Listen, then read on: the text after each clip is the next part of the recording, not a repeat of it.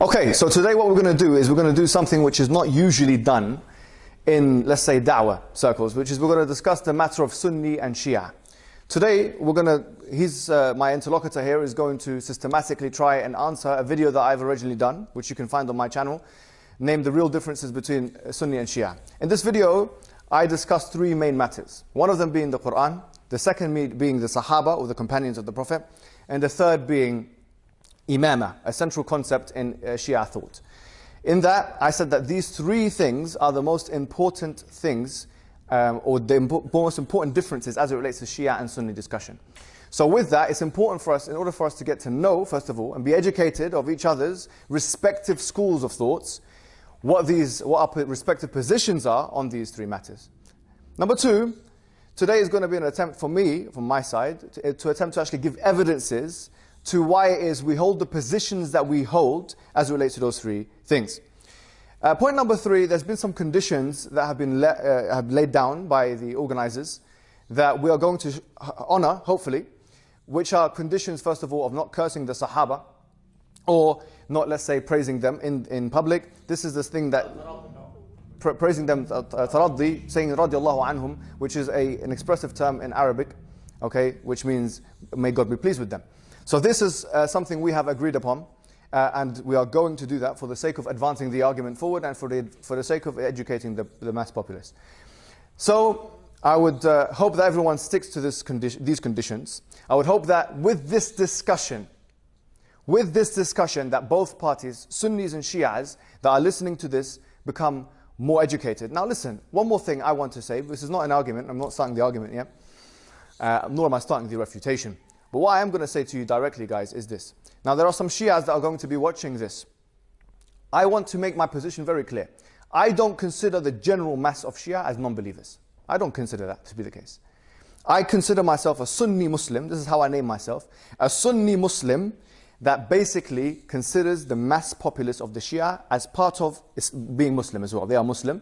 So if a Shi'i woman, or a Shi'i man, or a child, or an old person wants my help, they have all the rights. If I see a Shi'i person, I will say Assalamu alaikum. If a Shi'i person dies, I will do janazah on them. Ila akhiri, until the end of that. So this is just one thing I wanted to make. No hostility between me and the Shi'i brothers, because frankly, I do consider the mass populace as Muslims. So this is a very important point. The purpose of me advancing the argument today is not because I hate Shi'as, it's because I disassociate completely with elements of Shi'ism.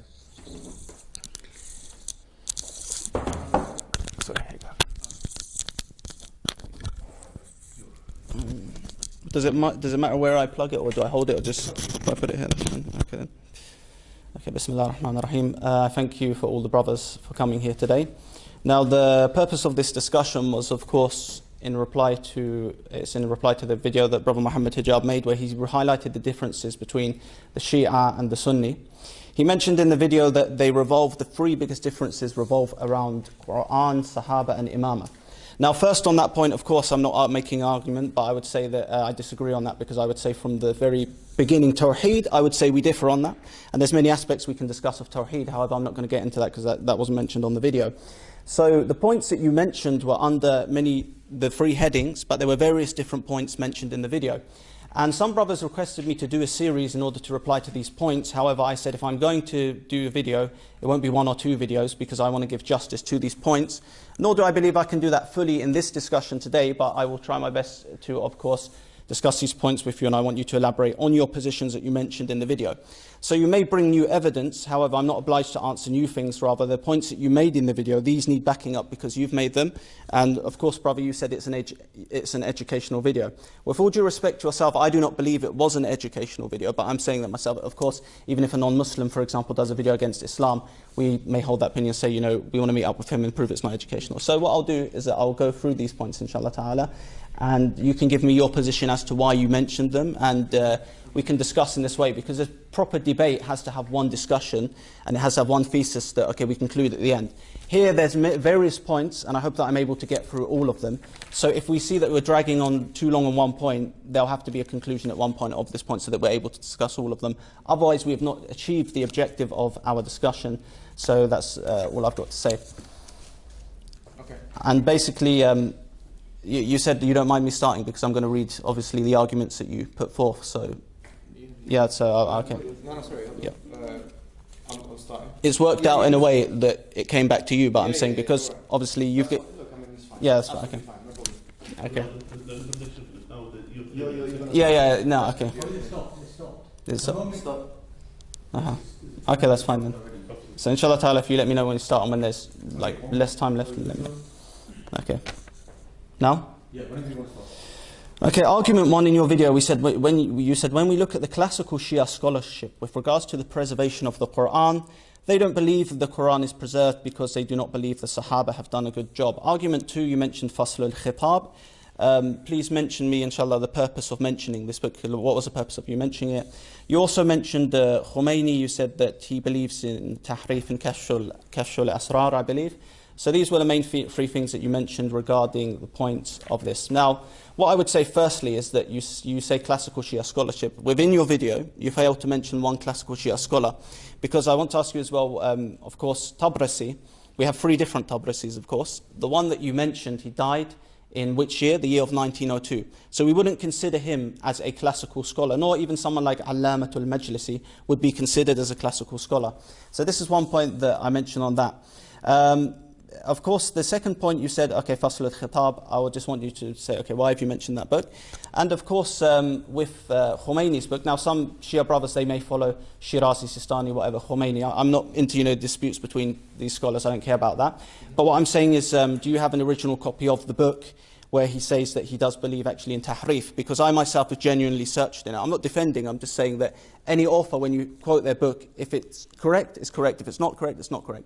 So regarding Khomeini, have you found the actual quote? Because the one that was translated in Arabic, and the original language is Farsi, of course, and I know that obviously you don't read Farsi or Arab, this was translated by a Jordanian or Palestinian, I believe, who was not of our school. So we could say in some ways it's a biased translation. When you actually ask the Iranians, they don't rely on that translation. They say it's been tampered with and it's not original. So if you can show me, inshallah ta'ala, where you got that from, and yeah, I can conclude on that. Do you want to continue? No, I ask a question, I can continue after that. Can I have the mic back? Of course. Yes. Yeah. The mic, sorry. Oh, sorry. I forget about that. No, that's okay, my friend. Okay. So it seems to me that his main issue with what I said was that I failed to mention some of the classical scholars in my video. So really he wasn't denying, and this is an important point, he wasn't denying the fact that some scholars in Shia quarters believe in tahrif of the Quran, meaning that the Quran is not intact and not preserved. He didn't deny that because he doesn't, I hopefully believe, he doesn't believe in taqiyya as much as, let's say, other Shias do, and this is why I came to speak to him. That's point number one, which is very well noted. I think if anyone's watching this debate, you have to really read between the lines. Point number two, in terms of the classical scholarship, I'll make it very clear now. In terms of Al-Amili here, I've got some of his quotes. Al-Amili is one of the most classical scholars in Shiaism, in all of Shiaism. And listen to what he says. He says, Al-Amili, he says, أقول هذه الأحاديث وأمثلها. He's talking about some of the ahadith that he read. دل على أن النص على الأئمة عليهم السلام وكذا التصريح بأسمائهم وقد تواترت الأخبار بأن القرآن نقص منه كثير وسقط منه آيات. Here is this person, Al-Amili, which is like a Shafi'i for the Sunnis. He is saying that the Quran has from it ayat which are being plucked out, taken out. سقط منها آيات نقص منها كثير. This is what he is saying. But if this is not something which is convincing to you, then maybe, since you did mention Al-Majlisi, then Al-Majlisi's tashih of the hadith which is mentioned in Al-Kafi by Kulaini, which says that there are the Quran came down as 17,000 ayat. The hadith says that the Quran that came down in 17,000 ayat, and that all that's remained of it is about 3,000, and there's differences of riwayat. And here this hadith is mentioned by Abu Abdullah, of course, that is Ja'far as-Sadiq. So here we have Ja'far as-Sadiq, the sixth Imam, talking about the fact that the Quran, in fact, came down as 17,000 verses, and then after that, all of the verses were taken away until you only have 3,000 left. Obviously, maybe you didn't count them properly because there are about 6,000 verses of the Quran, 6,236 to be correct, to be completely accurate. Having said this, Al-Majlisi makes tashih of this hadith. And so does his father. So wait, he mentioned Al-Majlisi and you said it's not a classical scholar. He makes tasheeh, meaning he says it's authentic. And Al-Majlisi and other books, he himself talks about tahrif. And it's very difficult for anyone to say that Al-Majlisi does not believe in tahrif. So here the question is, do you deny, first question, do you believe the Quran is muharraf, is not preserved? Second question, do you deny that Shia scholars in the mainstream Shia circles have said this? Third question, if not, do you make takfir?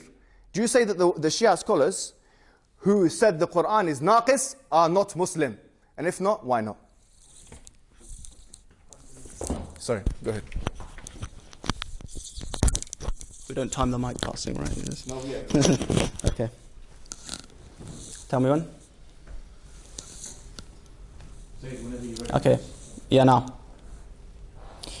Okay, of course, the first point, you didn't answer me on it regarding why you mentioned Tabrasi, and can you admit that you were wrong in mentioning him as a classical scholar? You should have brought that in your video. I'm actually good because you did correct yourself. You said in the video, oh, 18,000 ayat. The hadith you're talking about, it says 17,000. But to answer this, we say that yes, even this hadith itself is, one of the brothers has done the research where we found that there is a problem within the chain with it. But we say no, we don't just reject anything and say, okay, it's weak. We see that Sheikh Saduq in his Shiite Creed, obviously I won't read out the full quotes because of the lack of time, he explains that hadith Qudsi, extra explanatory revelation, it marks up to this number of 17,000. So Sheikh, what you could have done in your video, you could have mentioned Sheikh Mufid, you could have mentioned Sheikh Saduq, you could have even mentioned other scholars like Sheikh Tusi, who affirm that there's no distortion in the Holy Quran. So you've also implied that anyone who believes in the Holy Quran is corrupted, is kafir, or they believe in point. Okay, of course. Another thing that I want to say to you is that, okay, so you say that they're kafir. Please say, okay, are you wrong on the Tabrasi issue, that he's a classical scholar or not? The ones that you brought, I'm not obliged to answer them, but what I will say is that we say anyone who believes in the Quran being distorted, we would say that this belief is a deviant belief. I don't need to do taqiyya on this either. It is a deviant belief, but however, saying kafir is another kind of it's another thing to saying kafir is another category. So if I say someone's a kafir because of tahrif, then this will open another door which I'll elaborate on. But what I'm saying is, what was the purpose? Because before I go on with my points, I want to know, what was your purpose for mentioning Tabrasi's book? Because obviously we know it's an isolated incident, it's an isolated case, and we actually know the ulama differ as to why he even wrote this book. And ironically, he used more Sunni narrations than Shia narrations in the book. And some scholars, I will accept that he believed in tahrif. I'll say that, I'll say, okay, he believed in tahrif, I've got no problem with that. But what I'm saying is, if you show that book, I also have a book, Al-Furqan, which is from Ibn al-Khatib, and he also was a Sunni Al-Azhar graduate, who in fact himself wrote a whole book on tahrif. Now you may say you've done takfir on him, but my point is regarding some of your Sahaba. I would say that, okay, you want to say someone is a kafir who believes in tahrif. Some of your Sahaba would believe in things that amount to tahrif. One of them, we find that one of Umar ibn al-Khattab's, his recitation, he would recite Surah Al-Fatiha in the following way. He would say that Sirata man an'amta alayhim ghayri al-maqdubi alayhim wa ghayri al-dhalin. Clearly here we don't find in any of your qira'at, the present day qira'at, that this is present, that he's this reading. And we find that Umar said this. So would you say yourself that this is tahrif? So regarding, to sum up, as I said, the 17,000 ayat, we can say that we accept it in the way of a hadith Qudsi. So as we know, it's still from Allah subhanahu wa ta'ala, but it does not count as revelation as part of the Quran. So I could easily reject this and bring other narrations where it doesn't allude to tahrif, nor does it allude, for example, to the names of the Imams in the Quran. However, we'll move on to that point later. There you go. Thank you on that, please. Let me just put the mic on, please. When it's 10 seconds. Well, I'll do this, then you start, yeah? Did anyone, whenever you want to start time? Yeah, okay. Okay. Yeah, do that when it's 10 seconds as well, please, yeah. Yeah, so when it's 10 seconds, I'll do it again. Okay, no problem. Ready? Okay. This seems to me like there is actually, on the first issue, no disagreement. The only thing is a semantical disagreement, where he is saying At-Tabrasi, yes, At-Tabrasi, yes, he might have believed in tahrif, but why did you mention him? Is he a classical scholar or not? Depends on how you define the term classical. In English language, usually things that happen in the 1900s are referred to as classical things. Now, if you don't want to refer to him as a classical scholar, then I'll take it back, I haven't got a problem. This does nothing for our thesis. The thesis is that the Shia mainstream position, or at least a large number of mainstream heavyweight Shia scholars, they believe that the Quran has things taken away from it and things put into it. And Al-Kulayni himself, although he doesn't do tasrih am himself, which means he doesn't come up and say it generally himself, He has a bab, a chapter in his Al-Kafi, bab, the chapter of the fact that the Quran لم يجمع في عهد عثمان. It did not come together in the time of Uthman.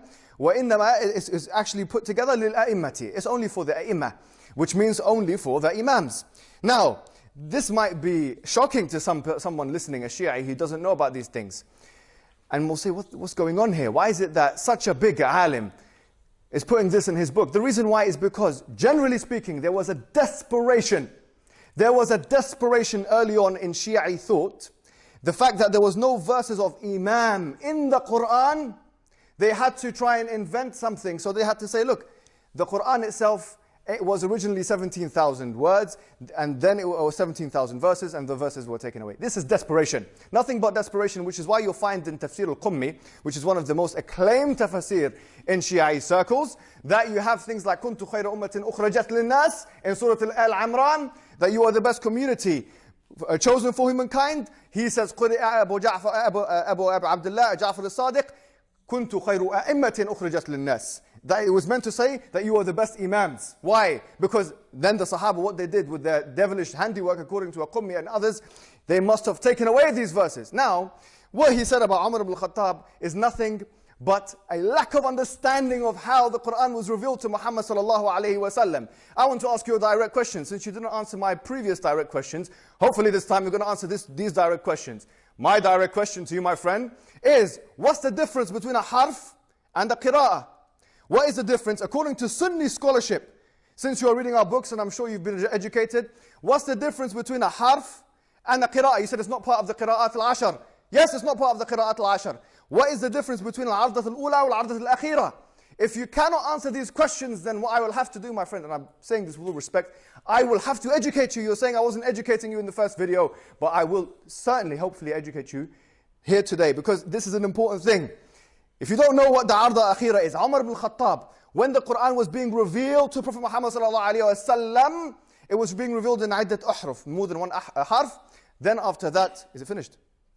Sorry. Then after that, there was the al-ardat al-akhira, which means the final thing which was revealed to Prophet Muhammad in Ramadan. This is the Quran that we have bayna aydina, in front of us today. Also, you're saying that's not tahrif, basically, the recitation. Okay, that's, yeah. Of course not. Yes. Okay. Okay, as we mentioned, you can find many ahadith. What we find is that the strongest ahadith that we have do not say that the names of the Imams Alaihissalam were mentioned in the Holy Quran. However, what we do is we accept these hadiths, and as we say, it's extra elucidation on the verse, which is also wahi, but not part of the Holy Quran. As I said with Tabrasi, if you want to bring an isolated book. Now, as I said, the ulama, they differ about this, but some people have cursed this book. Some people say that he wrote it just to collect narrations, and some even say that his student Agha Bozorg Tethrani said he repented. So I'd likewise, as I said, bring you this book, and it shows that both of them, you may condemn them, but both of them have books on tahrif. Now, you also said that about the 17,000 ayat. Well, as I said, it's not an authentic narration. However, we also have one of Umar saying that there's more than 1 million letters in the Quran that would show a increase in the Holy Quran. And you said that it's not tahrif. Well, what I would say is that the Salafis are constantly trying to accuse us of tahrif, shoot themselves in the foot, because as we have here the well-known anti-Shia writer Ihsan Ilahi Zahiri, Muhammad Hijab, said it's not tahrif in the ayah. What he tries to do is this exact same reading that's mentioned for Umar ibn al-Khattab in this book. He tries to attribute it and say, oh, they have something, for example, for Imam Sadiq Alaihissalam saying this. And the book is An-Nasikh. However, we cannot verify the book because it has over 4 different, well, they attribute it to 4 different authors. So it's not reliable itself. So Ihsan Ilahi Zahir, he would himself regard this as being tahrif because he mentions this in Shia and Quran. Muhammad Hijab, he obviously himself, he doesn't regard it as being tahrif. So what I would say is that thank you for admitting on that point that you mentioned someone, okay, he's not a classical scholar. It's not about the words. We're saying that, okay, you mentioned classical scholars. The other quotes that you gave, I'm not obliged to reply to them because you didn't mention them in your video. So if you want to keep bringing more, it will go on and we won't be able to get through the points. You said in your video that classical Shia scholarship, and you mention Tabrasi as someone who is a classical Shia scholar. Kulaini and Majlisi, these are other cases that can obviously be spoken at another point. Now what I want to say also is regarding the other point where you mentioned about Tahrif, I asked about Kashf al-Asrar from Khomeini because you said obviously he's a big Shia for the scholars. Did you bring the book with you? Did you bring the original quote from his book? Because I would obviously like to know that. Because as we find in one of his books, Adab al-Salah, that he confirms that the Quran is without change, and he actually says that he doesn't believe in tahrif. So if we want to negate this, we have to prove that the other was a quote said by him where he says, I believe that the Quran has been changed. And I'm saying it's not hujjah upon me anyway, but in his book he clearly shows that he doesn't believe in tahrif. And you can see the page number after now. I won't waste time opening it up. So please, if you could... No, I don't believe in tahrif. But what I say is that you asked me about the ahraf question. I'm trying to remember your points as well. I don't think I'm avoiding them. I would say that before you ask me about your ahraf and how many ahraf there are, you should probably go to your own scholars. Yasir Qadi, his popular Ulum al-Quran book, he mentions here that the 7 ahraf, there's a deal of difference. 35 to 40 different opinions. So the scholars of the Ahlul Sunnah themselves can't even agree and define what the ahraf even are. So how am I meant to know what the ahraf are? Okay. Have I lost my time? Yeah, okay, yeah, go ahead. Yeah, that's fine. No. Have you got my questions as well? Yes, of course. I think so. I'm very happy. I'm very, very happy of where this discussion has gone. I'm very, very happy the fact that we've been able to establish today that these things have been said, these maqalat have been said, these extracts have been taken out of the books of the major Shia ulama. We have a representative from the Shia with all of his books, and he did not deny the fact that Al-Kulaini, Al-Majlisi, and whoever else I mentioned in the previous speech did in fact believe in tahrif. Now he didn't deny the fact. As for the ahraf point, now, you must understand something. I'm going to ask you a question. He just said he does not believe in tahrif, which means he does not believe the Quran has anything taken out of it or put into it. Yes? And then I asked him, do you believe, he said, your own scholars don't even know what ahraf are. And then he quotes Yasir Qadi, who's a contemporary. Obviously, I mean, he could have chosen anything else. He can read Arabic. Why didn't he choose Ibn al-Jazari, for example? But he chose a contemporary because maybe it's in English and it's easy for someone like him to read. But having said this, I want to put something very straightforward to him. Now, if you go to a masjid, which is in London, with Moroccans, they're going to read with which qira'ah? Warsh an-Nafi'. Warsh an-Nafi', they say Malik Yawm ad-Din. Hafsa an Asim, which he believes in, they say Malik Yawm ad-Din. Okay, Malik and Malik are different. Malik means owner, Malik means king. Now the question is, you've got 3 options. Either you say the Quran has been changed, and the Muslims have not been able to preserve the Quran, or you say, no, actually I don't believe in that.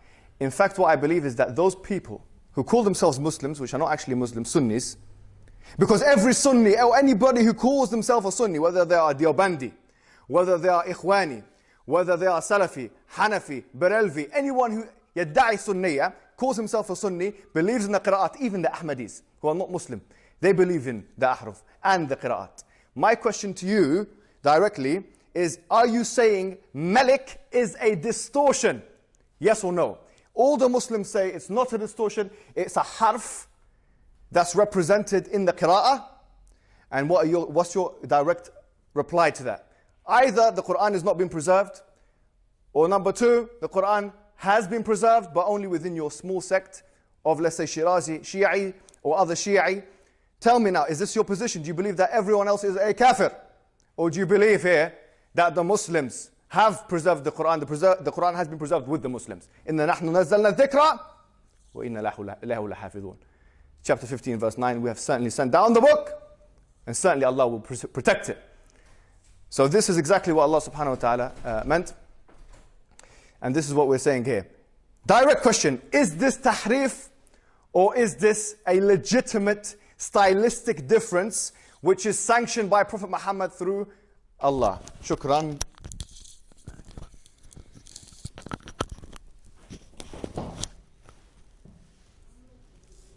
Okay. What's happening? It's okay, don't worry about it. Go ahead. Okay. Whenever you want to start, Okay. Now, as I said, you haven't answered my question. I want to know about the Kashf al-Asrar and the Khomeini. I'm not discussing qira'at. That's a different discussion and that's something to go into. Yeah, there are differences between the Shia scholars pertaining to the qira'at. Some of them, for example, may say that, okay, they don't accept Warsh, some of them do, and these things. Actually, no, I wasn't quoting just from Yasir Qadi. However, he quotes from his different scholars within his book. It's not from his opinion. So he's bringing different, like Ibn Qutaybah, Ibn Sa'dan, and other scholars in here like Tabari and others, where he quotes the opinions regarding the Ahraf and what they say about the Ahraf. So me, myself, I'm not just merely quoting Yasir Qadi. I'm saying you're asking me about the Ahraf myself, and what I'm saying is that your scholars cannot agree on the Ahraf. But you confirm to me that, okay, Uthman burned your Quran and he burnt your Ahraf. So what Uthman did is that he took all of these Ahraf.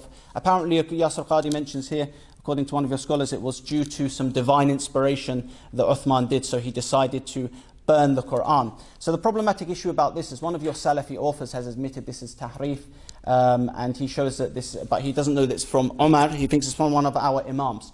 So he admits that's tahrif in there, but what I'm saying is this does not exist in the present qira'at. And many people, they confuse the qira'at with the ahraf. I'm saying this was one of the ahraf and it's not preserved today. And it's different from the Quran that we have today. Because what you will say, when you debate with a lot of non-Muslims, you will say that we accept the Quran is one, it's never been changed. But what I'm saying is that I'm not saying I believe in tahrif.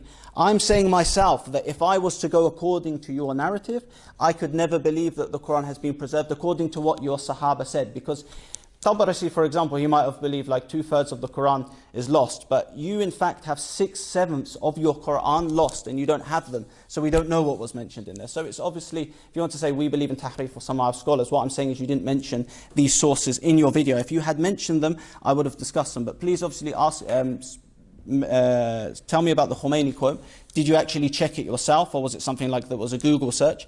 And your ahraf, as I said, your scholars themselves dispute over it, and they give very big different definitions. One of them, that it was in the different lahajat, that it was in the different accents. Some of them say, no, the Sahaba could change the Quran themselves. They could change some of the readings. You know, it's just a slight change, but of course, it's not a divine change. It's the Sahaba who changed it themselves.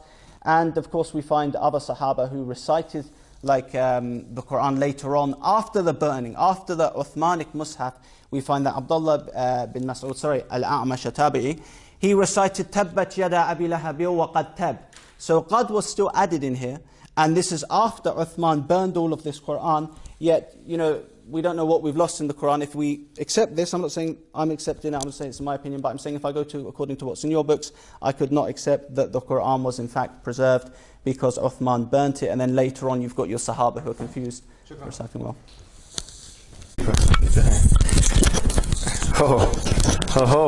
This is really, really, really interesting. The argument has become fuzzed out, and now he doesn't really know what to say. Because he started by insisting about Kashf al-Asrar for Khomeini. Why is Khomeini such a big deal for you? You're a Shirazi, you believe in Sadiq al-Shirazi. The marja for you is not Khomeini, so let's stop pretend you're actually helping him, or anyway, like this. He's not your marja, you don't have anything to do with him. We've mentioned other bigger scholars than in Khomeini. Al-Amili, I've mentioned Al-Amili, why don't you deal with Al-Amili? Al-Kulaini, who is like Al-Bukhari for us. Why are we talking to me about Khomeini? Khalas, if you don't like Khomeini, what I said about Khomeini, I retract it, no problem. That's not an issue. Not to say here that what he didn't say in his book, Kashf al-Asrar, wasn't what I read. I said I read clearly in the Arabic. You're saying no, it was translated incorrectly. I haven't done that level of bahth. But I don't need to, because I've got bigger people, like Al-Amili, saying the same things. Now, interesting, he's talking about we don't know what the ahruf are. But that wasn't my question. I asked what's the difference between the ahruf and the qira'at. I didn't say tell me what a harf is. What's the difference between those two things? And he was not able to answer me, so now I'm going to have to tell him. The ahruf are representative of the stylistic differences within the qira'at. So now we have a mechanism to explain why there is Malik and Malik. You have no mechanism to explain why is Malik and Malik. Now I'm asking you, is Malik tahrif? Yes or no? Is Malik, King of the Day of Judgment, Warsh al-Nafi', is this tahrif or not? And if you say yes, then the book of Allah has been not preserved. Point number 2, Asim. Asim, who according to us is the sahib of the qira'ah that we both believe. He is the person who is in the chain of the qira'ah that we both accept, let's say, which is Hafs and Asim. I dare you today. Challenge. Okay, what's the challenge? What's going on here? No. The challenge is going to be as follows, my friend. You're going to bring your books, because you got your books I didn't get. I just got some notes, because you gave me 2 days notice for this. But no problem. I challenge you to tell me one Rijal book. One Rijal book from the Shi'is that tell me who Asim is. Who is Asim? You only know who Asim is because we told you who he is. Asim is in the Sunni chain. He's in the Sunni chain. You have no information. He's majhul, unknown in the Shia books. So you accept our chains. That's why you had to, and it's in the video, you had to call it your Quran. It is our Quran. You're right. Yes, of course it's our Quran because it's our chain. Give me a chain, a Shia chain.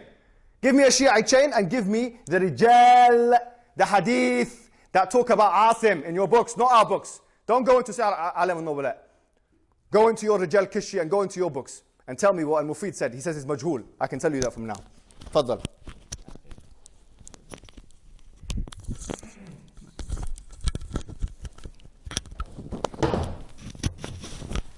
is the fourth one, eh? So we're going to have one more. It's upside down. There's no, the mic's upside down. Oh, the Mac? The mic. Oh, the mic upside. Does it matter if it's upside down? Or? You probably, because then no one here will be to say. Just a quick one. Do you want to go for half an hour or do you want to stick to half an hour? Half an hour, yeah. 4 minutes left for half an hour. No, Oh, really? Three. One more each. Yeah. Wait, is this last 3 minutes on the Quran? Yes. Oh, okay, sure. Whenever you want to start. Okay, now. So Muhammad Hijab, he mentioned, of course, the points on the video. He failed to mention about Tabrasi. As I said, Tabrasi wasn't a classical scholar, so you're wrong in that. As I said, I've heard about these quotes. I've seen the lists online on their blogs where they say major Shia scholars who believe in tahrif. You falsely attributed to me that, I affirm it. I didn't say I affirm it. I say these points were not mentioned in your video and they can be discussed at another time. I said your ahraf, at the end of the day, it was burned, so it's some of your scholars also say, for example, here, we find that Yasir Qadi says, Al-Qari says that the opinion is very strange and problematic, that Uthman, in fact, left these qira'at out. And then you didn't answer the point about Al-A'mash, he, Atabi'i. Later on, after Abdullah bin Mas'ud, who used to delete some of the surahs of the Quran, and who Al-Albani, he admits this himself, Al-A'mash was reciting the Quran this way, so that if a non-Muslim comes to you and he says, okay, show me your Quran is completely preserved in one way, he'll find that there are many different discrepancies in terms of the surahs and in the wording. Now you say about the qira'at, I'm not here to discuss the qira'at, but you in fact, in this, we have the scan here, I can give it to you after, you actually have Shi'i people in the chains of some of your qira'at. One of them being Hamran bin A'yun al-Kufi, who was the brother of Zurara, and he was actually a companion of Imam Sadiq Alaihissalam, who Sheikh Tusi confirms. So even in your qira'at, you have people who are Shi'i in here. So we can say that no, it's not your Quran. In fact, you take it from Shi'is. And also the Salafis, they like to say other people like Asharis are deviants, but they took many of their science from Asharis and people who they would consider deviants. So for me, if Allah subhanahu wa ta'ala is the one who says that the Quran is preserved, it's not really my problem. I just see that it's been preserved, that's how it is. But I'm saying according to your text, you've lost 6/7 of your Quran. You have Shi'i narrators in this chain. And of course, as I said, you failed to answer my point. One of your Salafi writers, Ash-Shi'a wal-Quran, he clearly said that this reading was tahrif. So you didn't answer that, of course. And you said that you read it in Arabic. I've already said that's not reliable. I said, bring me the original one of Khomeini. I may not follow him myself, but I'm saying the point that I'm trying to make is that you said Khomeini in Kashf al-Asrar, he believes in tahrif. You're trying to say that because he is taken as a big Shia scholar for some of the Shi'i, but you didn't back up your claim in the video. So Tabrasi himself, he wrote a book on tahrif. Yeah, I accept that. But you have this one, Al-Furqan, which was written on tahrif. And as well, not everyone who believes in tahrif, I know you like Regent's Park Mosque, actually the Imam, I spoke to him there, and I have witnesses of that. I said, does anyone who believes in tahrif, is he necessarily a kafir? That Imam said that, no, we have to find out exactly why they believe in tahrif, but what we would say is Al-A'mash, Atabi'i and Abdullah bin Mas'ud, they believed in a different Quran, and they deleted some of the surahs of this Quran, and they in fact recited Waqad Tab after the Uthmanic, all the other ahruf were burnt. And this goes to show what... Okay, is that... Yeah. Regent's Park Mosque? Wait a minute, my friend. Has this discussion Degenerated to the extent of Regent's Park Mosque? What the hell is going on here? I went and I have witnesses. I spoke to the Imam in Regent's Park Mosque. The people are watching this, my friend. No, seriously, what kind of authority is that? Is this the desperation now that you're reaching? Regent's Park Mosque? No. I've not got to waste my time with this. You keep mentioning At-Tabrasi. At-Tabrasi, At-Tabrasi, At-Tabrasi. It's wrong semantics. If you don't want to accept him as classical, fine, he's contemporary. Done. Don't waste time. You're wasting our time, seriously. Ahruf burnt. The Ahruf were not burnt. The Ahruf were not burnt. The Ahruf still remain within the Qira'at. Al-Jazari says so in Tayyibat al-Nashr, who is a real authority. You're talking about Yasir Qadi? I mean, sorry, with due respect to everyone who speaks in English. Anyone who speaks in English, but Yasir Qadi, compare him now to the ulama, to the authorities. Are we being serious here, akhis? Come on, man. Come on, man. Read the book. Read Tayyibat al-Nashr. Read Shatibi's works. Then tell me about Qira'at and Ahruf. Don't talk, come on, English book. Come on. Come on. Come on. Then you talk about Ibn Mas'ud, and what he's referring to is Falaq al-Nas, not knowing that he actually retracted that statement when he was part of the Lajna. He was part of the Lajna. He didn't think Falaq al-Nas were part of the Quran. He knew that were Wahi, but he didn't think they were part of the Quran. It's in Bukhari. But then he retracted this afterwards when he was in the Lajna. There was an ijma'. He retracted it. Why didn't you mention that? And you keep talking to me about, and then you talk to me about Hamran and Zurara, who for us is not what you're talking about. Hamran. And by the way, let me tell you something about the books of Hadith. When Shiaism is mentioned in our books, it means Shia Tafdiliyah. It means that the person believed that Uthman shouldn't have been in charge and rather Ali should have been in charge. And you're still relying on our books. You're still relying on our books. I've challenged you and you have not been able to meet the challenge, which is get something from your books. Get me a chain. Get me a Shia chain of the Quran. If you have no chain, you have no Quran. You have to depend upon the Sunnis Quran, with all the Sunnis narrators in there. You have to rely upon Asim and Hafs and Abu Abdurrahman al-Sulami and Uthman ibn Affan. Who's your book? You're reading it. The Quran is called the Uthman. It's called Mus'haf Uthman. It's called Mus'haf Uthman because it's he the one who was supervising it. Are you mad? Are you mad? This is incredibly contentious. Anyway, I think with this, how long do I have left? 1 minute? 10 seconds. Believe me, I don't need it. Jazakumullah khair. Is this the end of the topic of the Quran, or we continue? Can I one comment, or no? Whatever you want. Who wants to go first? Well, I have to read the objection, of course. Okay. No, he'll go first. Keep ping-ponging it. It's up to you. No, it's just so I can read your initial objection that you made in the video, of course, yes, and then, you know. So, yeah. Okay, so, oh wait, is he starting timing?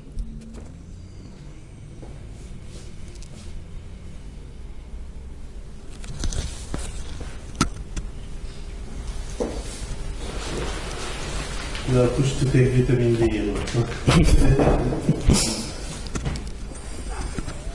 Wait, who's Oh, back. are we adjusting the table? Is anyone timing? Yes, let's go first. Okay.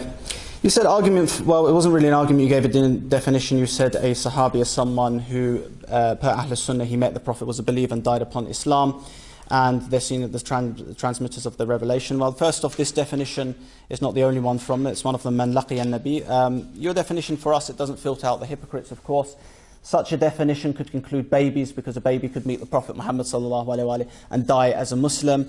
It doesn't even say a time limit on how long they should meet. And also you find, like Bukhari, for example, he mentioned that man sahib al-nabi aw ra'ahu min al-muslimin fahuwa min ashabih. So this we see with Bukhari, we see very loose definitions of what you say are Sahaba, because obviously you believe that many Sahaba, like Uthaymeen says, 114,000 Sahaba are all just and they'll all be in Jannah, for example. This definition basically means anyone who met the Prophet, man sahib al-nabi, maybe he met the Prophet for one moment, or he saw the Prophet and he was just a Muslim, he is a Sahabi according to this definition. So you mentioned one definition, but you didn't mention the more problematic ones. Now, what argument 5 you mentioned is Al-Kafi, the second most authoritative book for the Shia, says that all the Sahaba were apostates, except for Abu Dhar, Miqdad, Salman al-Farsi. And these are the 3 Sahaba who are not apostates according to the Shia tradition. So how do you explain the concept of the Raji'un? Please answer me on that. That's all I've got to say. No, mate. I keep forgetting on the story. I don't know what you meant by the last question, to be honest. I didn't even, to be honest. Okay, I said, you said according to the Shia, because you said... Raja'un. Yeah. You said... Yeah, Raja'un. What they are? Tell me who they are. Okay. I'm saying, you said on your video, these are the 3 Sahaba who are not apostates according to the Shia tradition. So you said... by the way, brothers, I don't want to violate the rules. So No, I'm okay. You go ahead. Okay, just to make the question clear, if I don't understand you, if I can ask... No, please, please. Yes, of course. I'm saying, you're saying to the Shia, according to the Shia tradition, okay, these 3 Sahaba were the apostates, they were not the apostates, sorry, and all the other Sahaba were apostates, of course. You made that point, yeah? So I'm saying, what do you say about our concept of the Raji'un? Because I'm saying the Raji'un, I can elaborate on that on the other... Okay, that's fine. Now, let me start with what we say. Yeah, I'll start now. First thing he said is that there's a loose definition of the Sahaba, according to me. من لقي النبي وهو مؤمن ومات على ذلك. This is what the Sunni thing is. You know, whoever meets the Prophet Muhammad sallallahu alaihi wasallam and he was a mu'min and then he dies upon that. He says, what about children? Of course, the scholars of Hadith and of Islam have mentioned the prohibitions of, for example, a child narrating Hadith over a certain age. So this stuff is mentioned. This is called tafsil. So the stuff of like, okay, children and these kinds of things, and okay. And the definition, as he's mentioned, does not describe the hypocrites, because, I mean, the thing is, of course, that will be an exception. And how do we know that? Ibn Hisham, Sahib al-Sirah, in chapter 1, in volume 1, page 467 and 470 to 474, has mentioned a whole list of the hypocrites, and based on sarih evidences. Why? Because here we have qaida amma, which means we have a general principle based on the Quranic verses, which I'm going to tell you now, which I've mentioned in the video, which you have no response to, my friend. I'm going to come to that. Yes, of course you should. We should have no response to, my friend. These Quranic verses, which clearly tell us that the Muhajirin and the Ansar, who are 99.9% of the narrators of the Sahaba, that they are basically radiyallahu anhum wa radu anhum, as it says mentioned in the Quran. So here, let's go first here. You said that this qaida, this definition is so loose. But look, Al-Hurr al-Amili, طبعا, one of the big scholars, in Amal al-Amil, yeah? In volume 1, page number 83. What does it say? He says, anyone who is companion with Ja'far as-Sadiq, we have no reason to deny him. Wait a minute. Say that again? Okay, no problem. No problem. What I'm saying here, my friend, is that the definition that you have just criticized is your definition of udul or adala. Who is adil?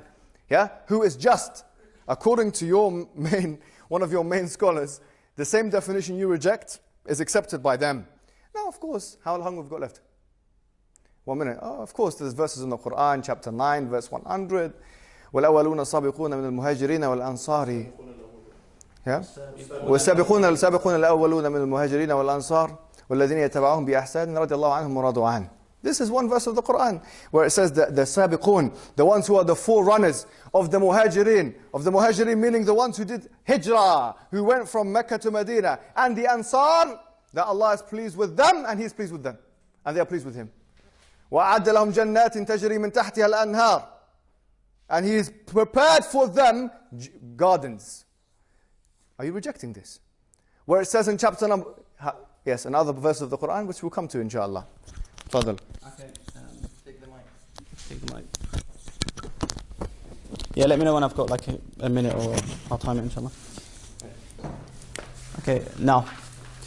So we just saw that you mentioned some points. We said that this includes anyone. The Imams themselves, we see that they were the ones who used to recommend us, for example, and give us the qualities of who to check and as to who is a trustworthy companion. And they would mention some of them by names. Now the fact that you, Mohammed Hijab, in your video, you say it's educational, but you don't even know of our concept of the Raji'un, that's quite problematic, and that is quite concerning for me. Because you said in your video that according to the Shia tradition, the three who did not become kafir was Abu Dhar, Salman and Miqdad. Now to mention, what do we say about this hadith? We say that this type of irtidad was pertaining to the Ghadir pledge. We don't say that all Sahaba became kuffar except these three. So please learn that concept. If you want to keep insisting on that, because I want to know, okay, were you right or wrong on that point, answer that. We take, for example, Sahabi like Jabir ibn Abdullah al-Ansari, who, of course, we praise, and he was around the time, he was a very old companion, he was around the time of Imam Baqir, Alaihissalam, and we also have Abu Tufail. So what we would say is that you mentioned in the video that three Sahaba who are not apostates according to the Shia tradition. You said the Shia tradition. You were wrong on this point, and you don't know that we actually say that there actually were many Sahaba who did come back. But what we say that, yes, after the Prophet Muhammad sallallahu alaihi wasallam, we say that there was a period of shaken Sahaba. And we say Zubayr, you know Zubayr, for example, he was with Imam Ali Alaihissalam in the earliest Shia book of Kitab Sulaim in the beginning. So this hadith is not taken literal in a way that, oh, we believe all of them are kuffar, and one has to have a holistic reading of all the hadith together to see that we praise other companions. Otherwise, why would we praise Jabir ibn Abdullah and say, oh, he's not a kafir, he's not a kafir or something? We accept him also. So this goes to show that what you mentioned in the video, and I'm coming to the verses, by the way, لَقَدْ رَضِيَ اللَّهُ عَنِ الْمُؤْمِنِينَ, the ones you mentioned. This goes to show that your statement in the video, you're saying it's an educational video. Now I want you to take it back because you were not aware of the concept we have of the Raji'un and those Sahaba who came back. We can say maybe in the hundreds, we don't say all of them, but I'm saying that, okay, you mentioned one of the verses, but I'll get onto the verses after that. But I'm saying that what we are saying is problematic is we're saying that, okay, we have different, how much time have I got? 1 minute.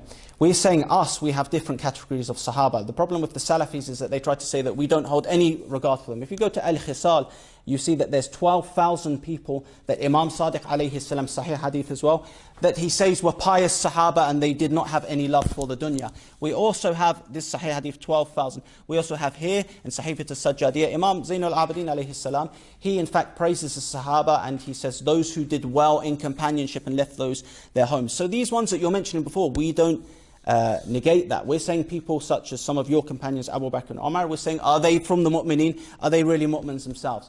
So, as I said, that we respect those Sahaba, and these Sahaba are above our heads, and nor do we say that, according to the Shia tradition, what you mentioned in your video, it's an educational video, 3 Sahaba are only Muslims and the rest are kuffar according to Shia tradition. Please answer that. Shukran. Can I have the microphone? Can I have the mic? Let's just get to it. I know you don't want me to. I know you don't. Where's Abdurrahim? Where's Abdurrahim? Where's he gone? Abdurrahim. Yeah, just stand there. Okay, start now. Yes. طبعا, the first thing he mentioned about the Raji'un, he clarified to me what he meant. He meant the people that didn't do, they basically were shaken and irtidad and things like that. That's fine. You are here to educate me on Shia matters. What would you think we are here to be to arrogate upon you in terms of your own matters that you've had all these books? Of course you know more about me than Shiaism. Of course you do. That's why we brought you here, my friend. So of course, where you see that something is not educational, it's your job to try and say, okay, well this is what it means, this and that. I'm sure you don't know many concepts from a Sunni perspective. So yeah, we can educate each other, that's not a problem. Point number 2, Jabir al-Ansari and others. Okay, I accept that you accept that there are some Sahaba, other than the ones that were mentioned in the hadith of the 3, that are basically Muslim. But here's the point.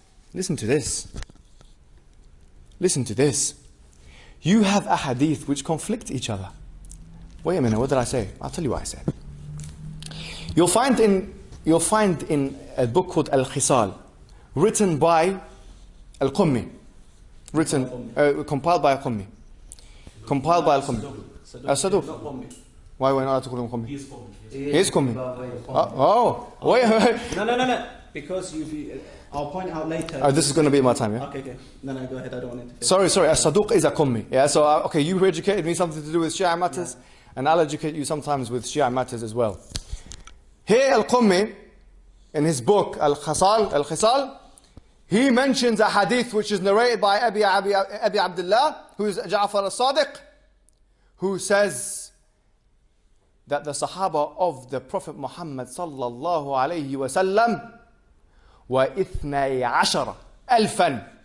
12 ألفاً means 12,000. I know you love the number 12.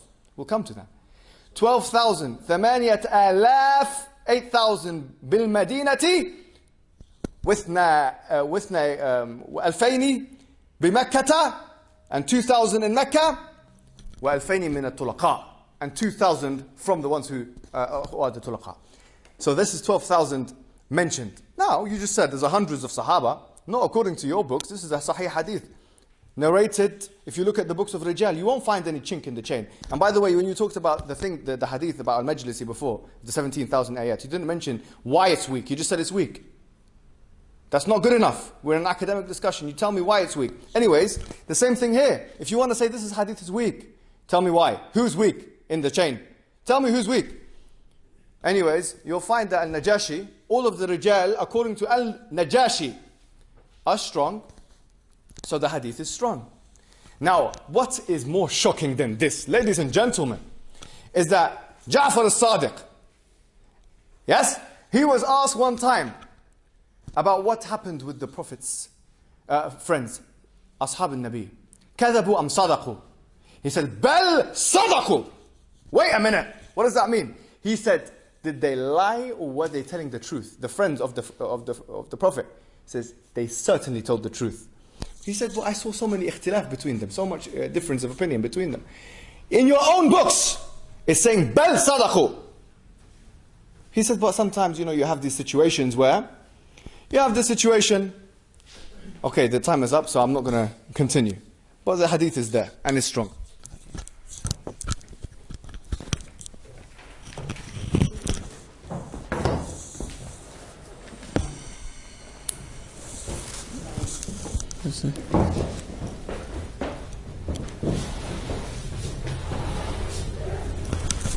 Okay, can I start?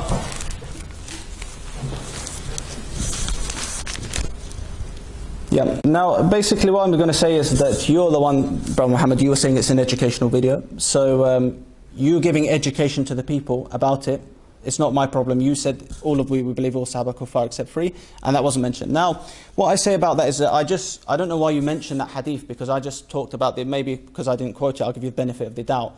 I was mentioning the exact same hadith, which is talking in Al-Khisal, which is talking about the Sahaba before the Prophet Muhammad sallallahu alaihi wasallam, and it's talking about those who were pious. So this is in that context.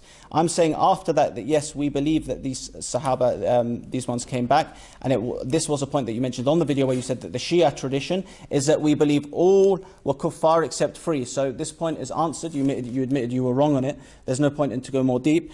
The next point that you mentioned as well is that I believe the narration was weak. Well, actually one of the brothers, I believe the narrator is Muhammad ibn Sayyar.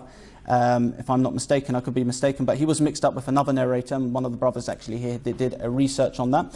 But you mentioned the verses, so you said that, well, these verses come later, so I'm going to do it in order because it has to be systematic. The next argument I say, so to sum up that point, I say the Shia do not believe that all the Sahaba were kuffar except 3, and that was the wrong information you gave me in your video. Argument 6, you said Imam Ali Alaihissalam didn't say to 3 successors, I believe you're kuffar, and this isn't in our books, and it isn't in their books. You said Imam Ali Alaihissalam, he said, according to our books, you said he never called Abu Bakr and Umar kuffar. You said that in your video. So what I've done here for you is that, this is by one sheikh called Sheikh Daniel Pizer, although he wrote it before he was a sheikh. I've marked the hadiths, and I've got hadiths here where Imam Ali alayhi salam explicitly showed that he believes that Abu Bakr and Umar are disbelievers. So your point in this, I'm not going to talk according to your books. I'm saying you said according to Shia books that Imam Ali alayhi salam didn't say them. For example, you look in Tafsir al-Qummi, Ibn Abbas, he asked Imam Ali alayhi salam about those who disbelieved about the Sahaba, etc. And he says, he recites an ayah, about Abu Bakr, and he recites the ayah about those who get الَّذِينَ كَفَرُوا, and he says about the bay'ah. It's in the context of the bay'ah. So he recites this ayah as an example to show that those who gave bay'ah to Abu Bakr, they have disbelieved themselves. So this would go to show that if the leader himself is, of course, a believer, then those who give bay'ah to him would not be disbelievers. So please, can you give me some clarity according to your point that you said, from our books, Imam Ali alayhi salam never called them that. And there's many other examples in our earliest book of Kitab Sulaym. Fatima al-Zahra, she said, كَذِبْتَ وَكَفَرْتَ, she said that to Umar, that you've lied and disbelieved. Imam Zayn al-Abidin alayhi salam, according to our book, said about Abu Bakr and Umar, kafiran. So he said both of them are kuffar, and he gave the final verdict. So I'm saying, when you're talking to our books, you'll say, okay, that's not in my books. You said in the Shia book. Go ahead. I genuinely can't recall. I'm not going to say I did or I didn't say this. I genuinely can't recall whether I said that in the video or not. Yeah? Whether I did or I didn't, people can go. It's on YouTube. It's called The Real Differences Between Shia and Sunnah. So you can check out the whole video from beginning to end, and of course you're going to find out what I said and what I didn't say. If I did say, that's, I mean, it's easily, I can put it to the side, it was a mistake. I said it has nothing to do with my overall thesis. Here you're focusing more on my errors than you are on your thesis, what you have to prove. That's point number one. Point number two here, man, this is really interesting. First you talk about the hadith that you mentioned as being not accepted, that I mentioned, sorry, the three, so it's not accepted. You said you don't accept, there's only three. Which hadith? The hadith, illa thalath, yeah? The No, Sahaba. I accept it. The Al-Kafi one that you mentioned. So you accept the hadith? Yeah, I accept it, but I said it's in the context of... Okay, fine, so, but you don't say it's only those three, yeah? Yeah, because... Okay, fine. So you don't say it's only those three. Now, I've quoted you ayats from the Quran. I've started with Surah At-Tawbah, chapter 9, verse 100, but we can look at chapter number 48 of the Quran as you wanted me to. Verse number 18, where it says, لَقَدْ رَضِيَ اللَّهُ عَنِ الْمُؤْمِنِينَ إِذْ يُبَيِّعُونَكَ تَحْتَ الشَّجَرَةِ وَعَلِمَ مَا فِي قُلُوبِهِمْ فَأَنزَلَ السَّكِينَةَ عَلَيْهِمْ وَأَثَابَهُمْ فَتْحًا قَرِيبًا. That we are certainly pleased with the ones who the mu'mineen, the believers who gave you bay'ah under the tree. And we knew what was in their hearts. We knew what was in their hearts. So we brought down the tranquility to them, and we gave them a fath qareeb, a conquest. Who is it that did the fath? It was all the people you do takfir of. Now, let's be straightforward and straight to the point. You have ayat in the Quran. You have your own scholarly hadiths that are being authenticated by your hadiths that are saying that there's 12,000 Sahaba, not a few hundreds as you tried to say. You have your own hadiths from your own books that say that Ja'far as-Sadiq has said that the Sahaba who did ikhtilaf with the Nabi, with each other, that they are sadaqu, bal sadaqu. What have you got to say about that? You have said nothing about that. You have said nothing. You said in our books, your books are not a hujjah for me and the Muslims and the Sunnis. Your hadiths, which have been fabricated, and I'll prove inshallah later on, your fabricated hadiths have nothing to do with me, have zero to do with me. Give me something from Bukhari and Muslim. Give me your strongest possible evidence that those who you called disbelievers, and you had the audacity in your channel to put a fatwa of one of your so-called scholars who says, let's dig up the graves of Umar and of Abu Bakr, let's dig up the graves. And you put this on your channel. And you, yeah, I don't care the context. This is disgusting, vile things. And furthermore, you put on your Facebook that we have to celebrate the death of Aisha. Give me your strongest evidence that these individuals are kuffar, because the Quran says otherwise. What do you have to say about that?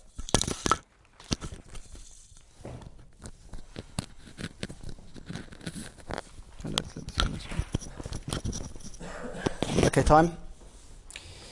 Now again, you actually contradict yourself. I'm coming to this ayat. If you can see, it's on here, the argument, these ayat. But I'm saying you contradict yourself. You're saying, I'm focusing on specifics of you. Now, actually no, because when we come to a later point, you said in your video, the issue with your thesis is that we believe the Sahaba are not Muslim. So you've said it in such a general way that you said, we believe the Sahaba are not Muslim, and you've labelled that as our thesis. So I'm not just going on particular points. I'm going through all of them. You said it's educational. It doesn't matter if my books are not a hujjah upon you, because you said, okay, you're using my books. You said it's not in my books. I said, look, let me not go into yours. I don't care about that at the moment. I'm saying, you said in your video, educational video, it's not in our books, nor it is in their books. I'm saying that after this I can show you that is clearly mentioned in our books. Maybe not a hujjah for you, but you shouldn't have made the statement and then say it's an educational video. So another point that I wanted to mention is that yes, you don't take my books as a hujjah, just as I read your books to realize why I don't follow your sect. And you say my hadiths are fabricated. Well, your hadiths, many of them are narrated by someone such as Abdullah bin Umar, who said Bay'at Yazid was wajib. Many of them are in fact narrated by Aisha, according to your own hadiths, who can be proven as someone who lied to the Prophet Muhammad sallallahu alaihi wasallam. So if she has no shame in lying to the Prophet, then of course I can't trust many of your hadiths that come from her, which the kuffar in fact use. How much time have I got left? 2 minutes, okay. So what I'll do is, before I get to the ayat that you mentioned, we're going to discuss those. I want to mention it, I have to do it systematically because I don't want to contradict my words. Okay, so we'll get to them inshallah ta'ala. So of course we show again that Muhammad Hijab on his video, he was wrong about that. He's said educational video. In our books it clear, he says it doesn't say the kuffar, it does. Many hadith. Argument 7, Imam Ali Alaihissalam, he had 2 sons named Abu Bakr and Omar. Now you just mentioned it, you didn't say okay according to what. But can you provide to me a statement where it was out of love for these people that Imam Ali alayhi salam named them Abu Bakr and Omar? Because firstly, Abu Bakr is a kunya. Secondly, Omar, we find that Imam Hasan alayhi salam, if we use a Salafi logic, Imam Hasan alayhi salam, he named one of his sons Abdul Rahman, and it's mentioned in Kitab al-Irshad. I don't need to get it out, as I can show you after if you do want to see it. So unless I've got an explicit statement saying that Imam Ali alayhi salam, for his love for these individuals, named them, I can't believe that. Or even Uthman, there's a clear hadith in our books where Imam Ali alayhi salam says, I did not name him after Uthman, the chief of the kuffar. So you have to show me, you said, if you want to use that as a point, you didn't mention whose book's from. Show me clearly where Imam Ali alayhi salam, out of his love for these individuals, named them that. Otherwise I say Imam Hasan alayhi salam named his son Abdul Rahman out of love for the killer of his father, whose name was Abdul Rahman bin Muljim. Thank you. Salafi logic, Salafi logic, Salafi logic. Okay, listen. I'm not here to represent a group of people called the Salafis. Wallahi, everyone that calls themselves Sunni would agree with what I'm saying. Anyone who calls themselves Sunni or ascribes Sunnism to themselves would agree with what I'm saying today. It's not about Salafism.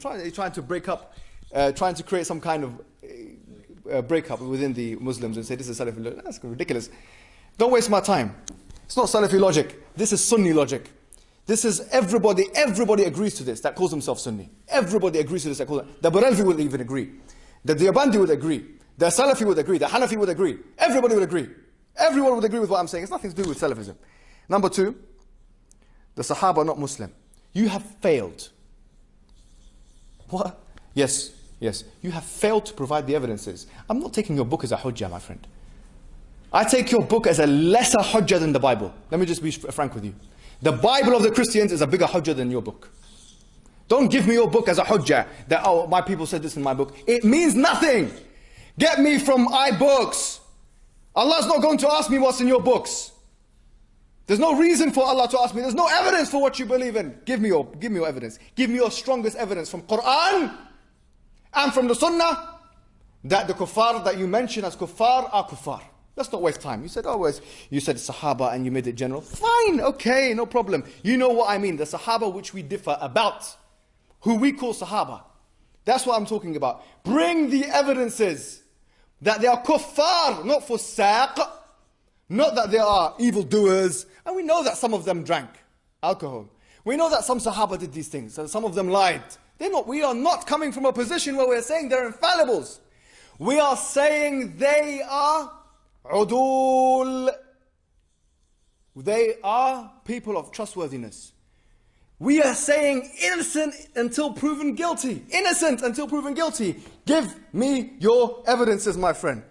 Aisha lied. You can't just spring upon something like that. Who cares? Even if she did lie. What does that show? That she's a fasiqah? That she's a liar? That she's a kafirah? You have not proved your thesis. You have not been able to prove your thesis. And once again, you say, oh, they only named their sons Abu Bakr and Umar. Well, give me something to show they did it of love. Okay, I'm going to call my son tomorrow Tony Blair and, I don't know, George Bush. But I don't need to do it from love. Does it sound normal to you? Does it sound normal for somebody? And by the way, Asim, who you also criticized, had a kunya of Abu Bakr. So everyone that you rely upon, really, has a kunya of Abu Bakr. Everyone's calling someone Abu Bakr. So here, it's not my main thesis. I'm not saying this shows that, no. This is just a cherry on top of the cake. Why would Ali call his sons Abu Bakr and Umar? Why would Uthman marry Prophet Muhammad's daughters, etc.? Father.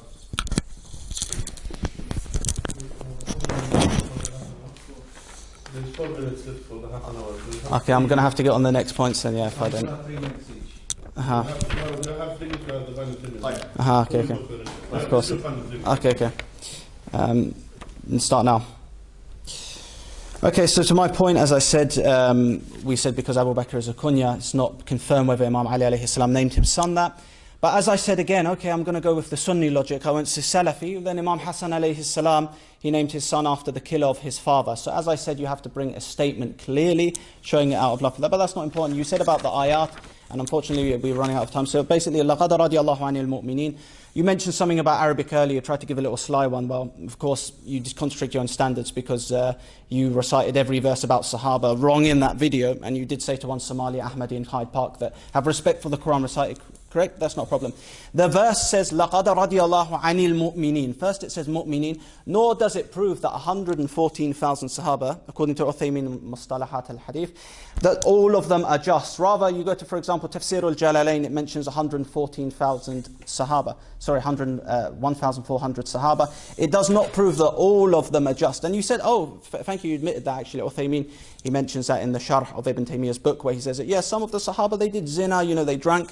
So, I myself, how am I meant to trust some of these people? How do I know, he wasn't a bit drunk or tipsy when he was narrating a hadith? This is, well, you say about under the tree.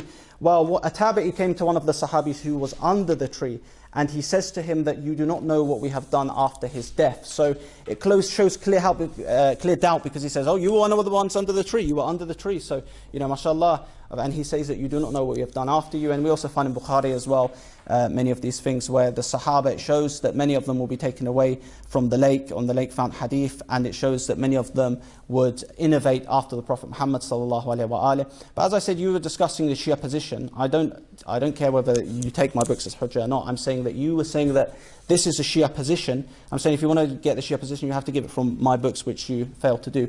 So this does not prove. And Muhammadur Rasulullah walladhina ma'ahu ashidda'u 'ala al-kuffar. This, okay, Shadid, we find that many of the Sahaba, Abu Bakr and Umar, Uthman, from the Battle of Badr, okay, they were forgiven. After that Khandaq, they ran away. After that, on the next battle as well, they also ran away as well. And this shows that the pledge of bay'ah for under the tree, tahta shajara, was the absence of running away, which they did in all of these battles, which shows that the bay'ah can be broken from another verse pertaining to this verse, which shows that the bay'ah can be broken. So you've not proven that all of your Sahaba, according to your scholars, 114,000 just, you never even proved that from this verse, because you said it's clear. You said first, we don't believe the Sahaba are Muslim. That's a problem with your thesis. You said, but the Quran makes it clear. Where does it make it clear here that all Sahaba are believers? And don't bring more verses. You mentioned these two. You say Shadid against the Kuffar. Omar, according to authentic hadiths, he threatened Fatima to Zahra, so I would say Salam Allahi alayha. So he was Shadid against her, and not necessarily against the Kuffar, especially when you're running from battles. And other Sahaba witnessed him running away and climbing up the mountain. Tafaddal. Shukran. طبعا. Abu Bakr as a kunya. So, okay. If you want a quick interval before the last part? No, I'm gonna. No, excuse me. Let me do the 3 minutes. Then we'll go on. Now, this is. He said, okay, well, we haven't. What do you call it? Found anything to show that he did it out of love. He called Abu Bakr out of love, and he didn't do the same thing with Umar.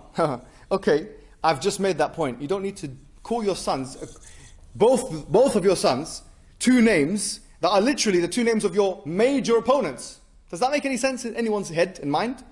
You say, no, it has to be done out of love. Okay, I think really there was a message that Ali ibn Abi Talib wanted to send to people like yourself that you're still not getting. Number two, you were saying that, to be honest with you, you made like a 2-minute conversation, had 2-minute conversation about something which really is neither here nor there. At the end, the last minute is where you really got to the thick of it. Where you talked about, Umar ibn al-Khattab ran away. Okay, let's assume, for the sake of argument, no problem, he ran away, okay. Sometimes in battle, you run away. I'm not saying that is the case. We completely disregard that. I'm not going to tell you why. It's a peripheral point. Here, let's say he ran away. Does that make him kafir? Is that your best shot? Someone runs away from something, it makes them kafir? Okay. Then you start saying, I recited wrong. Okay, no problem. I recited wrong. I told you here, this is called an ad hominem attack. From a logical perspective, where you attack the interlocutor rather than the idea. I can recite wrong all the time. I recite wrong. I was just in the car with some people, and I was reciting, and I recited wrong. It happens all the time. It even happened, according to us, to the Prophet Muhammad sallallahu alaihi wasallam. It's nothing to do. It's neither here nor there. What does that prove? That Sunnism is wrong? Okay. Now, since you're saying that you can recite right, I challenge you. I challenge you to pick up the Quran and recite the first page of Surah Al-Baqarah. I promise you, I believe, based on some of the videos I watched, I'll pick out at least 10 mistakes. And that's my challenge. I'll pick out at least 10 mistakes. Because why? Because if you really wanted an ijazah, because this is really what he's asking for. He wants an ijazah. He wants an ijazah for the Quran. He knows that the Sunnis hold the ijazas. So if you wanted to, you can recite the first surah of Baqarah and recite it to me with good hifz and the proper way. And inshallah, if you do a good job, we can give you ijazah for that one. Because I know Asim is for us and he's a Sunni. And believe me, I believe that's a challenge, actually. And then furthermore, you talked about Umar being a coward and these things. Tayyib, if that's what you believe. So I just want to get this one point, really. Are you saying that because of your following Ahlul Bayt, that you personally, since you want to do an ad hominem, let's just do it for the fun of it, that you personally have internalized the courageousness of being physically able to fight? Because if you do say that, I will make another challenge to you, my friend. But just to say, first of all, my question to you is very straightforward. Are you saying this, or are you not saying this? Let's continue.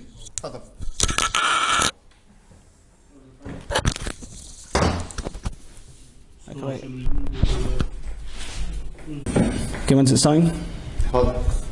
Okay, so we got past that issue. I'm not able to respond to some of the points on that, but inshallah ta'ala after we can engage in further dialogue at another time. The argument 10 is that you said the third major difference is imama, and this is one that a lot of your sect you like to bring up. And you say that the imams are infallible. Of course, yeah, we believe infallible, but not in the robotic sense of that they're forced to do that, but rather that they have a special ability, of course, to realize what sins are. Just like Brother Mohammed here, he has the power, astaghfirullah, to do zina. He can do that, but he will never do that because he knows that, of course, the things of it. So, you know, the bad consequences of it. So, yeah, and then you say have all knowledge and control of atoms. So what I would want to say is, let's not say control of, you didn't mention any scholars in there, say who have control of atoms, but let's say control in general. Let's say Allah gives them some type of control. What's the problem with that? So if you could answer that question, write that down, please. And of course, in terms of knowledge, you said all knowledge as well, and you actually brought up some ayat at the end. I think I should answer them systematically, inshallah ta'ala, I'll get to that. So what I'll say is that no, what do you base on having all knowledge of, and how do you define that, them having all knowledge? If you could let me know. And of course, what I'd say, yeah, I'll bring it to you actually, I'll bring it to you. I don't need the 3 minutes. So you can answer. Shukran. Oh yeah. Okay. Yeah, I keep forgetting. I like the mic myself. Okay, I'll give it to you. Bismillah ar-Rahman ar-Rahim. Okay, the first thing, we'll get into the lubb al-mawdu, as we say in Arabic, yeah? We'll get into the crux of the matter. Here, Al-Mufid, which is one of the major scholars, he says, Man ankara ahadan min al-a'imah, fahuwa kafir jahid. Yeah? Whoever does disbelieve in one of the imams, then he's a kafir. He's a disbeliever, yeah? And the brother in the audience, alhamdulillah, is agreeing with that. Now what I'm saying here today, guys, ladies and gentlemen, is that if that is the case, if my salvation as a human being depends upon the fact that I have to believe 12 individuals starting from Ali ibn Abi Talib up until this, what we call a fictional character of Muhammad ibn Hassan Al-Asgari, these 12 individuals, where is the dalil? Give me your strongest possible. I'm going to say the same thing to you as I said before. And you were able to give you something about running away from the battlefield, about the Sahaba. Give me your strongest possible dalil today and now. Here. Give me your strongest possible dalil for the imamah from the Quran and from the Sunnah. Wait a minute. From the Quran and the Sunnah that we deem authoritative. I'm ready to become a Shi'i today. I'm ready. Give me the hadith. Give me the verse. I'm ready to become a Shi'i today. Point number one. Point number two. Really, this whole number of 12 anyways. Let's be honest, Al-Nawawi in his book Firaq al-Shia, he mentions that there was a group called Al-Qat'iyya. Who are these group called Al-Qat'iyya? They believed Al-Kadhim, who was the 7th Imam. They believed Al-Kadhim, who came after Ja'far al-Sadiq, that he went into ghaibah. Wait a minute. What's ghaibah? He went into disappearance. Meaning he is the Mahdi. So really they believed in 7 A'imah. No doubt Shi'ism has a difference of opinion as to the amount of Imams there are. No doubt about that. Look at the Ismailis. They're a contemporary group. We don't need to go to the books of history and the relics of history. Let's look at the contemporary books. We find it's so clear for everyone to see that there's difference of opinion on how many Imams there are even. So here we talked number one about give me the dalil. Number two, that's my first objection. I'm ready to become Shi'i today. I'm ready to become Shi'i today. Let's do it. Just give me the dalil though from Quran and Sunnah Al-Mutawatira, or you can even say the Sunnah, the authoritative one. I'm ready for anything you throw at me. And remember, his time is up? Half a minute. And remember that you did have firaq, your earliest Shi'i people. They didn't believe in 12. They believed in 7. The Qat'iyya believed in 7. Sulaiman bin Qais, who wrote a book, one of the earliest Shi'i books, he believed in 13. The Ismailis believe in 8. Don't tell me about 12. 12 Imam. What's 12? Come on. Come on. Now, moreover, it's okay. Okay, so. Okay. Pardon? Okay, let me change, sorry. Okay, so of course you didn't answer me on that regarding the problem about control, because you see a problem with it, and I think it's, according to Mohammed, Hijab's subjective opinion. But what we say is that I'm not saying that I myself, okay, control of atoms. I'm saying anything bi'idhnillah, we say that, okay, no problem. If it's bi'idhnillah and Allah allows it, that's fine. I mean, for example, in your own hadiths, you say that the Dajjal, and I've got the references, that he can kill people and give life to them back. So if I was used to use, okay, let's say, I wouldn't want to say Salafi or say Sunni way of thinking, I would say the Dajjal is Allah. Because if you go to the anti-Shia websites, you'll say, oh, they have a particular control bi'idhnillah, just like Isa Alaihissalam in the Quran, he can create bi'idhnillah. They'll say, oh, this is kufr and shirk, brothers, it's kufr and shirk. But when we look in your hadiths, we find in, I believe, Sahih Muslim, Bukhari, I'll show you after, the Dajjal, in fact, himself can kill someone and bring him back to life. So with that reason, I say the Dajjal is Allah. We find again your Sahaba. Okay, for the Imams to have control bi'idhnillah, kufr and shirk, but the Sahaba here, such as Sa'ad ibn Abi Waqqas, he can walk across water. He can do some type of David Blaine and magic trick and walk across water. Others can revive dead donkeys. So what we say is, when it comes to you saying, oh, they control the atoms, I said, what's your point? Is it, okay, if it's bi'idhnillah, you'll say and argue to me that no, this is bi'idhnillah, this is karamat. I will say that yes, we say the same thing about the Imams, if we say they have any particular ability. And regarding your initial thing about imama, you said the Quran, you didn't say bring hadith, you were saying where is in the Quran in any way, and you tried to say that, okay, if it's not in the Quran in any way, yeah, like you try to use it in a bad sense. But your own scholars say, for example, Abdul Aziz al-Dahlawi in At-Tuhfa al-Ithna Ashariyya, he says clearly that بمنزلة آية قرآنية, that mutawatir, if it's qati' as-sudur from the Prophet, confirmed from the Prophet, it has the same status as an ayah of the Quran. Al-Albani here, the hadith is proof and laws in itself. He clearly shows that khabar al-wahid should be taken in aqeedah. And if I ask you the sifat of Allah subhanahu wa ta'ala, that they're all literal, where do you prove that from the Quran? I asked you about the barzakh, the two angels interrogating, you can't prove that from the Quran at all. So I was saying that I do, of course, believe imamah to be from the Quran. But if I were to not even prove it from the Quran, and just mutawatir narrations, or even from khabar al-wahid, there would be no problem at all, because your own scholars accept that, and that's your standards. But of course, I'll go to the next. How long have I got? Half a minute. So then you said, okay, yeah, the next, you mentioned the things about the Imams, and you say, if we look at the beginning or the end of it, we don't find any of the 12 names of the Imams in the Quran. That's mentioned in any explicit name. I say it doesn't matter, we don't need to have names and just have the Quran, which seemed to be your initial argument that you use. And many of your own scholars as well say the person can't be a mu'min if he does not believe in Quran with the Sunnah. So both of them can be proved in that way. But what I'll do is that I'll address your arguments, because you didn't bring any specific ayat in the video to say that, okay, let's discuss these. I'll address your arguments of how you negated imamah from our sources, inshallah. I remember the mic. Let me start by addressing what you said. And this is something I am doing with you that you have not necessarily done with me. I've asked you a variety of questions in this evening's discussion. We've talked about, give me why you don't believe, for example, the qira'at is tahrif. You didn't answer. Then we talked about, give me something from the Quran that talks about imamah, or from the hadith. No answer. But so you don't want to answer me. This shows, to be honest with you, that there is no answer. That's point number one. Point number two, really, he's talking about some kind of control. Okay, this is what they call wilayat al-takwiniyya, yeah, where you have the ability to control things. Now listen to me. This is not what I said. I didn't say anything about control, to some control.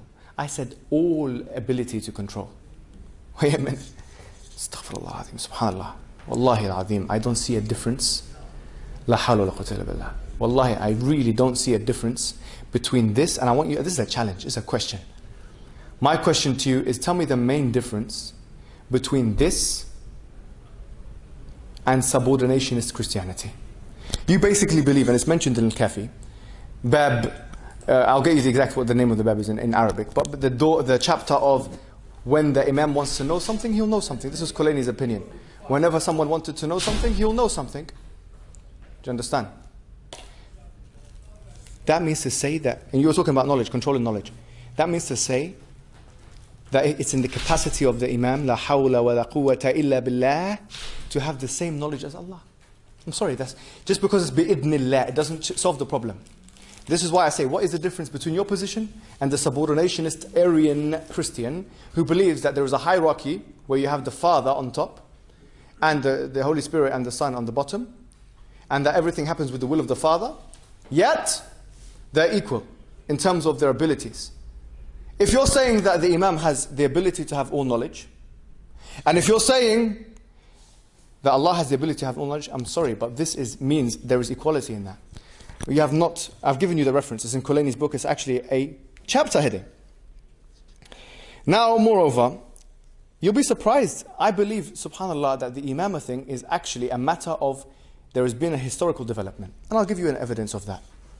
An evidence of that is a hadith which is narrated by Ali bin Ibrahim and Abihi and Abdullah bin Jundin. Which book? This is in Kafi, yeah? قال سألت أبا حسن. He said, I asked Abu Hassan. And sajdat shukri, about the sajda of shukr. So he said, you have to say, I thank Allah and the angels and the وَنَبِيِّكَ وَرُسُلَكَ and the Nabis and the Rusul. The same ruwayah actually comes, Abdullah bin Jundabin, yeah?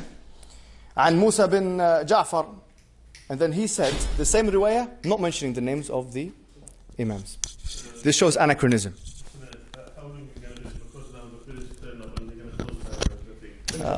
Okay, can I finish my points? Okay, we've only got 2 goals each anyways. Yeah, yes. How many more minutes have we got? Because I haven't got to mention my points. I'm very disappointed this happened. I wanted to have a full discussion. Is it? Yeah. It's not our fault, but go ahead. I could stop them for 10 minutes maximum. I will try Okay, let's go. Okay. Let's go. Okay, now I'm going to have to, I can't obviously answer all of them, I have to finish what I can. You said in Basair al-Darajat, there's a whole chapter which clearly shows that there is hidden knowledge which the Imam can never have. So we see that this knowledge, if Allah subhanahu wa ta'ala gives it, there's no problem. As I said, the Dajjal has powers of course, giving life to people once he killed them. And we said that, no, I'm talking about particular control. Your Sahaba can walk across the water, revive dead donkeys. And even in this book as well, in the Sharh of Ibn Taymiyyah's book by Uthaymeen, it says that the miracles for Musa, some of the miracles when the sea departed, greater miracles happened on this ummah. So some of the greater miracles happened on the Sahaba where they had particular control of creation. You said the Kitab Sulaim thing in your point before. That's a slip of the pen, 13 Imams. In fact, in the same book you'll find where it mentions 12 Imams. So what our scholars say is that yes, it could have been a slip of the pen about that, but it doesn't mention. And Ahmad al-Hassan cultists, they try to use this to say that there's another Imam after that.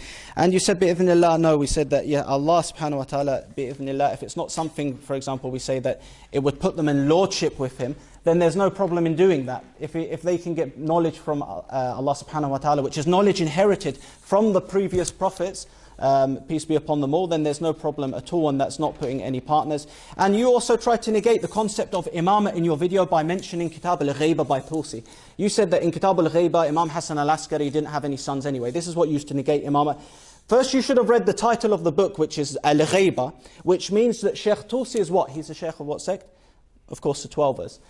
The book is dedicated to the whole Imam, and he's also got a chapter where he says refutation of those who say that Imam Hassan Al-Asgari Alaihissalam does not have a son. So I believe from this book, you read one of the quotes from the Arabic forums. I searched it and I was reading it where it says that the Imam did not have, there was no signs of pregnancy towards the end of his death. That's fine because we say that that birth was hidden, just like the birth of Prophet Ibrahim Alaihissalam and of Prophet Musa Alaihissalam. And then we have Kitab Firq al-Shia. You said that Abdullah bin Sabah. There's actually a whole chapter in here which says that actually the first sect was Abu Dhar, Miqdad, Salman. They were the first sect of the Shia. So the one that you mentioned about Abdullah bin Sabah, and you said that, you know, this is one of the theories, that was talking about some people who heard stories about that. And in our books, Abdullah bin Sabah is completely condemned. So what you did for these two books is that you tried to negate our concept of imamah by saying first Imam Hasan Al-Asgari, Alaihissalam, he doesn't have a son. The whole book is dedicated to him. And then Imam, you said that it was started by a Jew. We said, is it finished? The time? Are we finished? I have to do one more. Just let me do one more and then we can finish on it. Okay. Let me do 2.5 because if you're saying... Okay. Is that your last speaking? You're finishing off? Okay, go ahead. Can I have it? Yeah, go ahead. That's... طيب, let's finish off by saying, because unfortunately some disturbances have happened around us, where a lot of people have come around. Now let me tell you something. Let me tell you something right here and right now. We've just compared, and I know a lot of Shiites that are watching are going to find it offensive that I've compared Shiaism with Christianity. I've done it, and I asked him the direct question, what's the difference between Shiaism and subordinationist Christianity? And he hasn't really answered that. What is the main conceptual, theological differences? There is not many. The same thing can be said about a Christian. He can make the same excuses that, oh, you know, there are some things that divine Jesus doesn't know. Anyways, we won't go into that. I want to ask you another question. Obviously, you don't believe Ahmad is a Muslim. You don't, Qadian is. No, you don't Muslim. Okay. Why are they not Muslim? Because they believe in another prophet that's coming after the Prophet Muhammad. However, you'll find, here we have a hadith which is narrated and Ahmad bin Muhammad bin Abi Nasr and Tha'laba bin Maymun. He said, okay, this is a hadith. He asked one of the Imam, what is the farq? What is the difference between the Imam and the Prophet? Listen to this. Do you know what he said? He said, in a nutshell, the difference is that the Imam can see, the Prophet can see the angel, and the Imam can't see the angel. And we know in Shia thought that the Imam is actually higher than the Prophet, if anything. So what's really the difference? And how dare you? I mean, what right do you have to make takfir of someone who's saying there's a new Prophet, and you're saying there are basically people that are higher than prophets that came after the Prophet Muhammad? Why? Does this make any sense to you? Does this make any sense to you whatsoever? I'm sorry, it doesn't make any sense to me and the rest of the listeners. I believe you. Believe me, the Shias here, wallahi, I apologize to the Shias if I've come across as passionate. Obviously, the reason why I've become very passionate this time is because of the things that have been said by this group about taking up the entrails of, subhanallah, of Abu Bakr and Umar, and, you know, let's empty the graves. Very extreme things. Let's celebrate the death of Aisha. Let's do all these things. But today, alhamdulillah, ja al-haq wa zahaqa al-batil. The truth has come and the falsehood has perished. Wallahi, if a true Shia, there's two things I want to announce. If a true Shia has any kind of question, please visit 12ashia.net, who's our partners. Alhamdulillah, they've done a great job in helping us. They are the best English resource. They are the best English resource about refutations of Shia. Visit them. And also, of course, watch the rest of our videos, no doubt. And also, of course, just ponder over it. Wallahi, if a Shia comes to me and asks me any question on Instagram, I'll answer. Fadl. Can we recommend a website as well? It's finished now. Revisiting the Salaf is... Shukran. Okay, fine. Okay.